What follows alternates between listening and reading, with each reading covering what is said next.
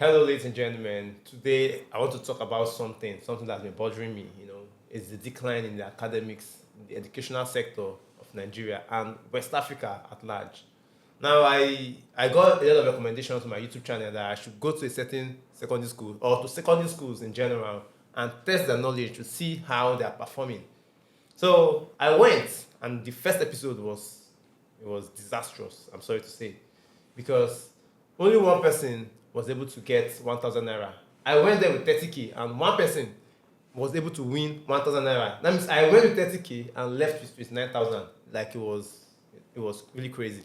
So when I put out the video, I got a lot of comments. People are saying that the questions are too difficult. My English is too ambiguous. It was too big for them, and a lot of stuffs. So today I want us to talk. I want to talk about the educational sector, the decline in the educational sector. Do you think it's because of the government? Is the fault from the government, the teachers, the students, or parents?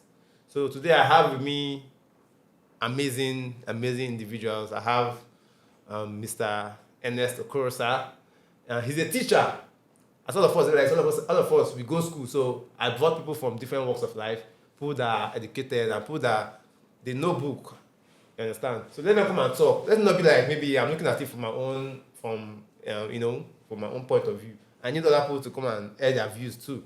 So I have Mr. Ernest. He's a teacher. He teaches in secondary schools. He does tutorials on YouTube. Science tutor. Please introduce yourself. Thank you very much, Speaker. Thank you for the opportunity to speak. Uh, I am Ernest, just as you have said. I am a tutor. I teach in secondary school, and the science is precisely. So that is it. Thank you very much. We also have Dabski. Dabski is a part of the team. He's the DOP. You understand? And the crew is Sabi Book. So I have Dabski. Dabski, what's up? Introduce yourself. I'm very well. Thank you very much for this opportunity to speak. My name is Dabski Dabo Presh, and I am the DOP of the team. I'm also a sports content creator, and I'm very happy to be here. So thank you. Okay, so let's feel free to express ourselves. Let's talk about the subject matter. And it is in the massive academic decline in Africa, Nigeria precisely, specifically. Who do you think is to blame? The parents, teachers, government, or the students? So let me hear from you guys. Thank you very much for this opportunity. For me, I would like to say it's everywhere in the sector, but to emphasize on this, I would say it is the students. Now, the reason why I said this, first off, we all know that education is the key, right? But it be like I say they don't provide this key because right now it's looking like nothing is happening in the educational sector. Now, the reason why I said it is the students, point number one, the zeal to learn. Back in my days, I know that when we are in school, we strive as much as we can to get the best of grades, and we are proud when we have these good grades. But I don't think it is the same in this current generation of students, because most of the times when I come out of my house at like 9 a.m., I'm seeing students sluggishly walking to school, and that tells a lot on the way that they are being treated, yes, educated. Now, there is no zeal for them to even involve themselves in these academic activities. Most of the times, it is like that, and it is appalling. Number two factor, it is the researching ability. It is very poor. Back in the day, I will take you back on a journey. Back in the day, we did not have it easy. In our time, we did not have it easy because we would pay some amount of money, and we all know to get that amount of money back in the day was something else. And when we eventually get it, we use our time. We use our time to research, and when we do, we are grateful for the things we get. But in these days, in this current generation, the internet is open for them. It is very much open for them. They have the luxury to, and I'm sure most of them, they are gifted, they have phones that they use, but they don't use it wisely. They don't research. If the teacher tells them something, they just dwell on what the teacher tells them, and that is all. They do not go back to, this thing that the teacher has said. How did he say it? Why did he say it? how do I expand my knowledge on this thing that I know? Because they say knowledge is power. Once you know something, it stays with you. It's just like watching a movie. When you watch the movie, the episodes, the scene stay with you, and you are able to tell someone that has not watched the movie, okay, see what happened here, see what happened there. These are the problems. They do not research, so it seems as if the easy things turn out to be difficult, and that is a fallacy. Another point of mine I would like to stress on is the time factor. I will correlate it with association, because if you are using your time judiciously, you will be able to consume things. You'll be able to train your mind to know a whole lot. But when you are not using your time right, let me say you want to read the book now. You spend only like you flip one page, you flip two pages, and you drop the book. You have not gained anything. You did not sit down to read. You did not sit down to consume, to digest those things that you are supposed to digest. I doubt if students even read these days. I don't think so. If you go to their houses, you might see some books in their father's bookshelf. They are dusty.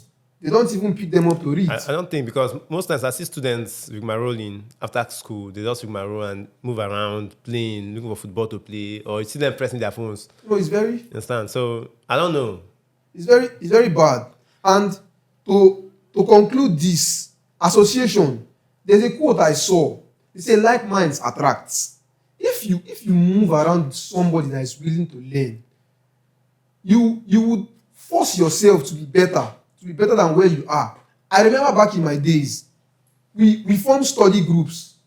We used to have quiz in school. We formed study groups to carry everybody along. Those that do not understand these things, we organize tutorials for them, and they learn and they pick up. Even if they are very dull, they will start from somewhere. But I don't think these things happen these days. So these are the problems. I think if we can put these things in place, then there's hope for the education. There's hope for the educational sector. Okay, Thank you. Thank you very much. Thank you very much. So, Mr. Ernest, you've heard from our brother here, Dabo, Fresh. So he said the students are to blame. Who do you think is to blame? All right. First of all, the academic system, a decline in our academic system is a complex issue. Like he rightly said when we started, that it is a general problem. But I'm going to tailor my points based on two parties. Two parties are involved.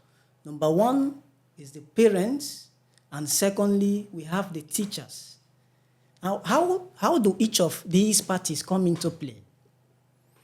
There is this song we used to sing back then when we were in primary school. It goes like this: parents, listen to your children. Ooh, we are the leaders of tomorrow. Hey, try and pay our school fees and give us the sound hey. education. Oh God, Education. That was more of like our marching song. Yeah. It's That's a true. motivating song. Yes. Now, parents, how do you follow up your children? Of course, the foundation of the home, the parents begin the family. You give birth to children, both beautiful and handsome children. So when it is time for academics, how do you follow them up? I will cite a series of examples to explain the reason why the parents are to be blamed on this aspect. Now, you could imagine a child that have started school. He goes to school. You provided that child with one pen, probably two pencils. At the end of the day, a week or two, you will realize that the child is having loads of pencil in his bag, in his custody, without you as the parent checking these things. Discipline comes into play. So many parents don't have the time. Yes, we know parents could be busy. Yes, they have to go source for daily bread for the children and all of that. But it doesn't give you that excuse to never follow up your child. Of course, they are your number one priority. Exactly. So So when a child returns from school, a child that you have given one pen, one pencil, at the end of the day, he comes back with a stolen book, he comes back with 5 pencils, he comes back with 5 pen. You as a parent, you have refused to checkmate this child. That is one of the things I challenge parents in doing. When your child comes back from school, you are supposed to check his belongings. What are the things that I've given to the child? What is he bringing back home? Are there stolen items? That is one piece. Another piece again, many parents have failed to check the assignments that are given to their children. Because as these kids are going to school, they come back home with loads of tasks. These tasks are there to help them to improve in their academics. So when the children come back, the parents do not bother. At the end of the day, you realize they do all sort of rubbish because the children have no understanding. Why are you as a parent going to school? You are going to school not just to earn daily bread. You are going to school, you are being educated so that you can pass the same to others. To your next generation. Yes, to pass the same knowledge to every other person. And that begins from the home. It begins with your child. Charity So, begins at home. charity begins at home. I love that saying so much. As a parent, many parents have failed in that aspect. And that is the foundation. Because if the child misses that stage, that early stage, the child will be lost. It takes the grace of God for a child to recuperate and come up later after missing this stage. So the parent plays a major role. It is not enough to pay school fees. We know school fees is important, just like we sang in that song. But you pay school fees, it is a way of motivating the child. Child, you can do it. I've paid your fees, so you have to concentrate. Make sure you do best in your class and focus. Ensure whatever your teacher teaches you, you grab it. Do your assignments. It is a way, school fees is a way of motivating the child. So that is one piece. A second example I'm going to cite is back then when I was in primary school. Let's go back to primary school. There is what we call lessons. I was opportuned to attend lessons. And why was I opportuned? My parents were able to fund these lessons. So they ensure that after school, I involve in extra lessons. Many parents don't do that. Although they will say it's all based on finance and all that. Recently, I had some issues in my school just yesterday, but I don't want to go into details. Lessons are very important. I could still picture my tutor, his name, Mr. Sobrekon. He used to hit me on my crown. He used to hit me when I fail a sum. He hits me on my crown. Why? He doesn't hate me, but he wants the best out of me. So lessons are very important. This is one aspect that parents have neglected. That is another example. And parents have truly failed in these aspects. Now, parents and teachers, I'll go through the teachers now. But parents and teachers, I'm going to rate them 70-30. 70% parents have failed, 30% teachers have failed. Why am I giving teachers 30%? Because parents are supposed to do more of the work, the upbringing of the child. That will make the teachers to work less because they have good foundation, I mean the children. So when they go to the classroom situation, the teacher simply brings out the best, to complement the 70%. But in our day today, in this time, it is the reverse. Teachers are doing 70, parents are doing 30. So it seems as if the teachers are not doing so much. Meanwhile, they have had lapses from home, where they are supposed to have a good foundation. Exactly.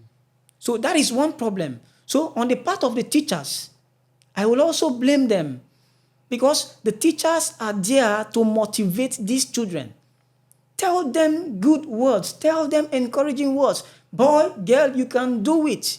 Irrespective of your foundation, keep pushing, keep studying. You can do it. Encourage them. Give them assignments. Checkmate them. Checkmate their exercises. Mark their notes as a way of remark. These are ways that teachers can also help these children. But many teachers, come to think of it, they feel, most of them have this mentality, you are supposed to know this now, you are supposed to know this. But it is not like that. Why? Because of the foundation that have been cracked. So in one way or the other, teachers, parents, they are faulty based on this. Parents supposed to encourage and motivate their children, likewise teachers. So I believe that with these few points, I've been able to explain the areas where parents and teachers have failed in terms of the decline we have had so far in Nigeria. Okay, so talking about parents, in their defense, how about parents? Maybe let's say parents that we are not educated. How do they impact education to the students? All right, let me come in. There is something I made a post some months back on social media. Now, for a parent that is not educated, why, as a parent, you need to educate your child, whether it is formal or informal, Okay. is this, irrespective of your educational background, this is how it works. My policy and my belief system in life, I made that quote in my social media handle. I said, formal education is not meant for every person. I made that comment. I had some write-up, and I buttressed these points. I made the world to understand the reason why I have said that. Now, why is it that formal education is not for every person? There are children that are designed to be in the classroom situation. There are children that are designed to be in the craft center. If your brain doesn't carry sitting in class to learn, Go and do craft. then it is not for you. We have the craft center where you learn handwork. At the end of the session, at the end of the 5-6 years, you are awarded Master with of craft. certificates. That is more of like your gift. That is your line of active performance. There are also students, children that you might not be good in the formal aspect, sitting in class to learn. You might not also be good in the craft. There is what we call adult education. There is room for that. And parents really have failed, irrespective of their education. I don't care to know. But as a child that came under your custody, that grew up under your custody, you as a parent, you are supposed to know the strengths and the weakness of that child. Oh, my child, I see my child always joining wires together. He doesn't focus on writing, reading, and all of that. Why not I take this child to a craft school? Craft, no, the mentality we have is that education, you must sit in school. That is a white-collar job. At the end of the day, you want a white-collar job, you must sit in classroom and learn, even when you don't have that mindset. I've had series of students in my section over the years. During section of mathematics, I'm teaching mathematics in class. This boy will be drawing. He'll be drawing. What comes to your mind as a parent? Is it a crime for such a child to study fine arts? No, Must he be an engineer? Must he read medicine when the brain cannot contain? So such a child, that his gift should be located with immediate effect and then channeled to the right source. And that is where we are failing comparing to the foreign countries. We can see their performances. From small, a child can make quality products that you can't imagine. You can imagine such child that is gifted. So they begin from such little tender age to groom these children. So there is no excuse any parent will give, whether you are educated or not. Your child should be sound. Okay, so you guys have spoken about parents, students, and the teachers. So I think I should talk about the government, because to me, I feel like government plays a huge role in academics, in academic appreciation in the world generally. That's very true. Because without government puts policies, right? Government builds schools and things like that. Yes, we know we have private schools, but then back in the days, it used to be government schools thriving because so many people, they were not privileged to be in private schools, so they go to public schools. Our parents attended public schools. government back then usually does something like quiz competition and stuff like that enables students, that gives them the ginger to want to perform better. You see schools going against schools, but these days those kind of things don't exist. If you go to government facilities, go to government schools, the facilities are dilapidated. Like, government don't even care. Like, it's so bad that right now the WAEC, JAMB, the grading, JAMB scores, cutoff marks have dropped. Back then, if you want to read medicine, you'll be getting like 350. 350 if you want to study something like medicine. In fact, if you have 180, you are not getting admission into a university. You are going to either polytechnic or something.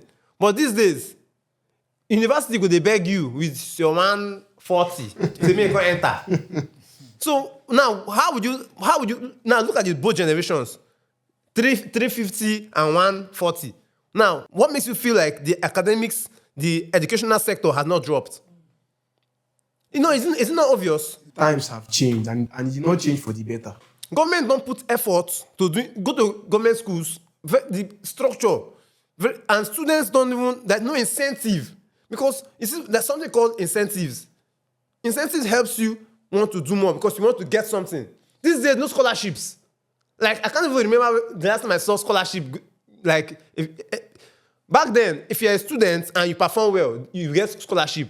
So everybody's working hard. Even though you don't know, you are trying to know so that you get that scholarship. These days, nothing. So looking at these factors, I would love us to summarize, because I don't want us to dwell too much on this. Because our academics is gradually dropping down. And when I was in secondary school, there are so many things that I was taught that these days, according to them, to my comments, they say that curriculum and syllabus has changed. Is it changing for good or for worse? I would love to know. Now, the curriculum and its changes, so far that I've witnessed, it is not a serious change. It is simply, most times, a drop and then an addition. Like a subject like entrepreneur and one or two subjects that have been added. It is a way of helping boost the performances of students in terms of their IQ, their knowledge, to make them vast in their intellect, in their thoughts. So it is not a bad idea. But the truth is that students don't read. That is one problem. Even in this 21st century where we have internet all over, in our days, it wasn't like that. Yet we still bury our eyes, our mind, our thoughts in our textbook. As a matter of fact, back in the days when we were in school, having access to library was, in fact, if you see your colleague in the library, it's like a big man. You feel cheated. You feel cheated. Exactly. You feel cheated. Like you feel like you're not doing, like, this person dey go library with my guy. I'm telling you. At the slack. That's what happens. But these days, These children, they prefer Charlie Poppy music. Ask them about lyrics. They know all the lyrics. I'm telling you. They know about trends. When you ask someone in that video that what's the name of Mickey Mouse's dog, and the person said Goofy. You said the person was wrong, that the answer is Pluto. Someone in the background said, Charlie Poppy dog. Thank you very much. What does that tell? They know about Charlie Poppy dog. Yeah. Pay attention to these details. They could marry Charlie Poppy and Pluto. Are you seeing? Pay attention to these details. Then somebody will tell me that asking students the full meaning of WAEC is a difficult question. The person haven't spoken right. That asking somebody a plane shape with 10 sides is a difficult question. Like, it's not for secondary school. What are they studying in secondary schools?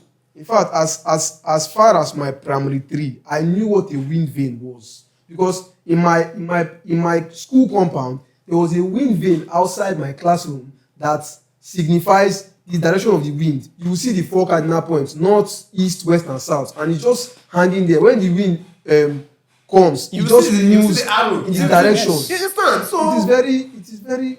What do these people learn? So, like I was saying, having access to library then was very difficult, because most times you are going to study, the library is filled up, and you cannot study. If you go there, they'll say go out. Go out, it's filled up. But today we have internet. We have internet.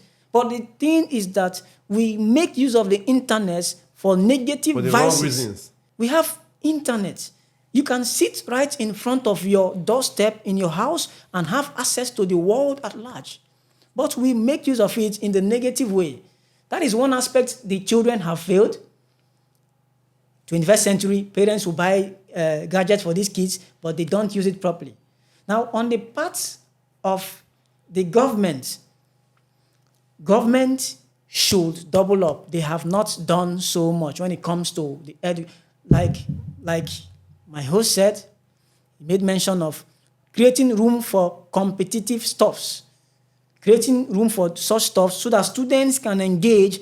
That will help motivate them and then encourage them that they can do better than where they feel, irrespective of the kind of school they are coming from.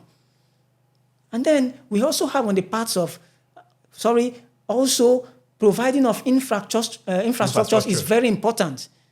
That is another aspect. Free education were given back then. What is happening now? Scholarships were given back then. What is happening now? Now to pay school fees, to sort school fees is an issue.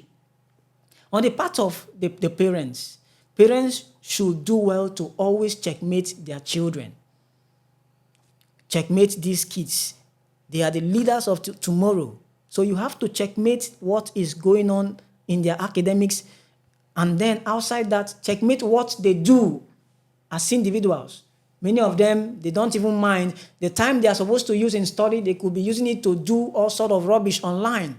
Okay, now, so moving forward, what do you guys think is the solution? What do you think the parents, the government, students, and of course, the teachers can do to help salvage the situation? Well, for me, I feel like, let's go back to the students. This is something that they can achieve. They have to put their mind into it. Because if anywhere you do not invest, if you do not invest in something, you do not expect to get any return. It is where your time, your mind, and everything is being invested in. That is where you see results. So the high point is that there has to be involvement in these students. If they keep abstaining from the obvious facts, I don't think there will be any change. That's fair enough. So, Sati, okay, now what do you think we can do better to make the academic performance of students improve? Okay, now what I would say as a summary is this: all hands should be on deck. The children, the parents, the teachers, the government, not just the government, the society also plays a very vital role. All hands should be on deck to ensure the government have a role to play, the parents, the teachers, everyone should be up and doing. We know the right things to do. We should fix it. Give these children the kind of education they need, that they deserve. Children that are not good in sitting in class, there is room for them. It is not handicap. There is room for them. We have the craft school. Send them to craft school. Provide every necessary facilities for them to study, and then they boom. They do well. Adult education is the same thing. So you know where these children belong. You sort it out. On the part of the teachers, you do same by ensuring that you checkmate these kids. Give them assignments and then follow them up. That is why we handle extra lessons. The more burden is on us as teachers, because parents will always come, I've tried my best on this child, but he seemed not to be following what the instruction I'm giving to him. So I want you as a teacher to take over. That is where I was emphasizing the 30/70. So as teachers, we have more work to do. So do your best as a teacher. And that is it. And government should try and, make academics fun. Pay teachers well, because some of these teachers, they are not being paid well. They are angry. You'll be like, after how much money they pay me, well, I'll can't press myself. They will just get angry and leave. And so that just after how much they pay me, they will not come to class. And so most government schools, if you go, you know, see teachers. Students don't do the mingre more anyhow for class. Government, when I focus. All right, guys, thank you. Thank you for coming. It was nice to have you guys. Very insightful. It was very insightful. So, ladies and gentlemen, please don't forget to subscribe to this channel, share, and make sure that you stop me reminding in my comment section. You want to feel like I'm reminding, telling me that questions are difficult. When I focus, I'm going to the next school. See you guys.